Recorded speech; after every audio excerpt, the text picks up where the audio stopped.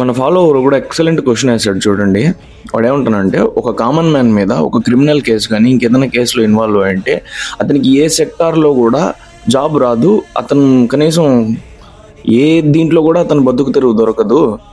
అలాంటిది ఒక 2-3 గంజాయి స్మగ్లింగ్ కేసులు, ఒక 2-3 అట్రాసిటీ కేసులు, రెడ్ శాండిల్ స్మగ్లింగ్ కేసులు, ఇలా ఉన్న వాళ్ళని మాత్రం ఏదో ఒక పార్టీ పిలిచి ఏదో ఒక రకమైన పోస్ట్ వాళ్ళకి ఇచ్చి వాళ్ళ ఫాలోయింగ్ని జనాల్లో ఇంకా పెంచుతుంది. అది ఎంతవరకు కరెక్ట్ అన్నా? పైగా పోలీస్ డిపార్ట్మెంట్ వాళ్ళు ఇలాంటి కేసుల్లో కొంతమందిని ముసుగులేసి తిప్పుతారు. ఎందుకు? వీళ్ళు ముసుగులేసి తిప్పడం వల్ల ఆ మనిషి ఎవరు అనేది బయటికి తెలియదు. ఈ ముసుగులు తీసేసి బయట వచ్చి వీళ్ళు ఒక పార్టీ కండువా కప్పుకొని ఒక పొలిటికల్ దీంట్లో వెళ్ళిపోతున్నారు.